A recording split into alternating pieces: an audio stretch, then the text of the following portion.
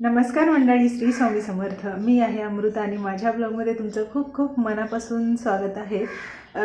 सध्या थंडी खूप आहे आणि बाहेर सकाळी लवकर यायची इच्छाच होत नाही. आणि आज त्यात मी भांडी घासायला काढलीत. जे मांडीमध्ये भांडी असतात ना ती सगळी घासायला काढलीत. खरं तर दिवाळी झाल्यावरच काढायची होती, पण थोडासा लेट झाला कारण माझं नवनाथाचं पारायण पण होतं, तर पॉसिबल होत नव्हतं. रोजचा दुपार व्हायची. तर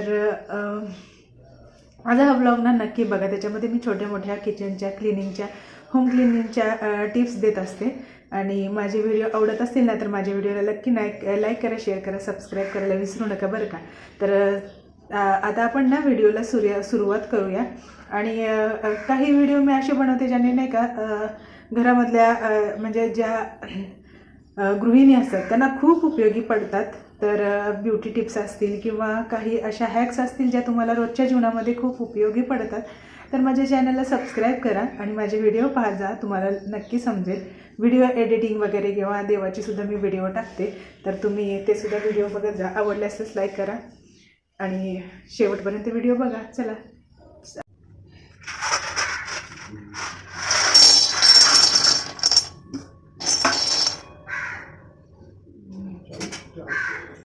चला, सकाळी सकाळी पक्ष्यांचा किलबिलाट ऐकून मन तर प्रसन्न झालं होतं, पण कढई आणि उलातनाचा पण आवाज आपल्याला सवयच लागलेली असते. ते ऐकल्याशिवाय आपल्याची काय दिवसाची खरी सुरुवात होतच नाही.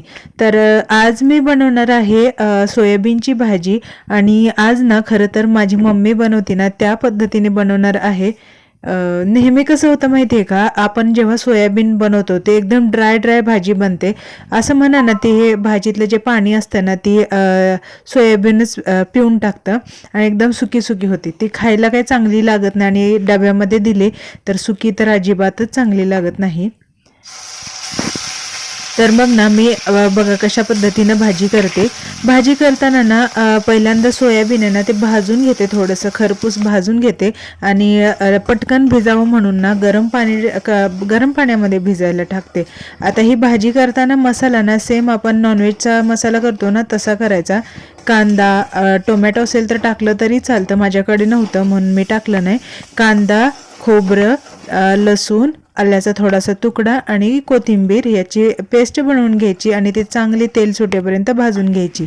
आता ना लगेचच त्याच्यामध्ये सोयाबीन नाही टाकायचं, तर त्याच्यामध्ये पाणी ओतून घ्यायचं आणि आपल्याला जेवढी भाजी बनवायची आहे ना थोडंसं असं पातळ राहिलं पाहिजे अशा अंदाजाने थोडंसं जास्त पाणी टाकून घ्यायचं.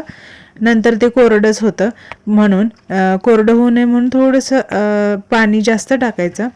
तर बघा व्हिडिओमध्ये दिसत आहे ना त्या पद्धतीने मी पाणी भाजीमध्ये टाकलं आणि त्याला एक उकळी टाकून घेतली, मीठ वगैरे टाकून घेतलं आणि आता जे सोयाबीन होतं ना ते टाकलं.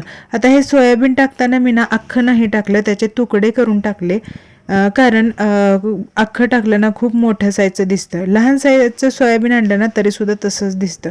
एकदा ना अशा पद्धतीने भाजी करून बघा, खूप छान होते आणि एकदम ग्रेव्ही टाईप होते ना, त्यामुळे घरामध्ये सगळ्यांना आवडते ह्या प्रकारची भाजी. आधी कोणाला आवडत नव्हती जास्त, पण अशा पद्धतीने केली ना तर सगळे आवडीनं खातात. तर चला, दिवाळी होऊन बरेच दिवस झाले आणि डबे ना तेलकट तसेच होते आणि टाईमच मिळत नव्हता. काहीतरी दुसरीच कामं लागायची. म्हणलं आज घासूनच घेऊया, तर सगळे डबे रिकामे केले आणि त्याच्यामधले जे कागद हे होते ना ते बाहेर टाकून आले आणि आता बघा डबे घासायला सुरुवात केली. तर पहिल्यांदा सगळे ना डबे घासून घेतले, रिकामे करून घेतले आणि ज्या डब्यामध्ये काही सामान असतं ना ते बेडवरती ठेवून दिलं. म्हणजे रेयांश जातो ना सारखा ते जे सामान आहे ना ते काढण्यासाठी, म्हणून मी बेडवर ठेवते आणि बेडरूमचा दरवाजा लावून टाकते, म्हणजे तो सामान मिक्स करणार नाही. तर बघा मी पटकन काम उरकण्यासाठी ना सगळे डबे एकदम काढून घेतले आणि आता ते स्वच्छ धुणार. आता धुताना ना हे दिवाळीचे डबे होते ना तर खूप तेलकट होते, म्हणून थोडंसं कोमट पाणी वापरते मी आणि साबण. पहिल्यांदा थोडंसं कोमट पाणी प्रत्येक डब्यामधून टाकून घेतलं, बरेच तेलकट डबे होते ना त्याच्यामुळं, आणि मग साबण साबण लावून धुवून घेतलं. एकदम छान अशी चमक येते भांडला. आता मी पटपट भांडी घासून डबे घासून धुवून किचन ओट्यावरच पालती घालणार आहे आणि त्याच्यानंतर मग बाहेर घालणार आहे. बाहेर म्हणजे भिंतीवरती ऊन येतं ना तिथे घालणार आहे. उन्हामध्ये भांडी वाळायला ठेवली ना खूप छान चमकतात आणि एकदम फ्रेश दिसतात. तर चला आता मी प्रत्येक पॉईंट शूट नाही केला कारण याचा ना डिटेल ब्लॉग मी दिवाळीच्या आधी अपलोड केलेला आहे त्याच्यामुळं. तर बघा डबे वगैरे सगळे सुकले होते. रेंजला स्कूलला आणायचं होतं, डबे बाहेर ठेवू शकत नव्हते म्हणून डबे आणून मांडून घेतले. पेपर वगैरे टाकला मांडणीमध्ये, म्हणजे ते आधी क्लीन करून घेतली होती मांडणी निरम्याचं पाण्याने आणि त्याच्यानंतर त्याच्यावरती पेपर वगैरे टाकून घेतला. आणि आता पातेली हे रोजच्या वापरातली जरी असली ना तर मांडणीमध्ये मांडणारी प्रत्येक भांडी का असले ना तर बरं वाटतं एक सोबत सगळ्यांना. तर ती सुद्धा घेतली आणि ऊन होतं दारामध्ये तर तिथेच सुकवून घेतली. आता पाण्याचे थोडेसे एक दोन डाग पडतात ना तर ते सुद्धा मी कपड्याने चांगल्या स्वच्छ कपड्याने पुसून घेते आणि पातेली पण जागेवर ठेवून देते. खरं तर हे करायला दिवसच जातो आणि तसंच झालं, माझा दिवसच गेला. तर चला एक अख्खा दिवस गेला पण काम तर पूर्ण झालं. आता बघा रेयांचं कलरिंगचं काम चाललं आहे, तो त्याच्यामध्ये बिझी आहे. चला आता आपण भेटूया दुसऱ्या व्हिडिओमध्ये, तोपर्यंत बाय.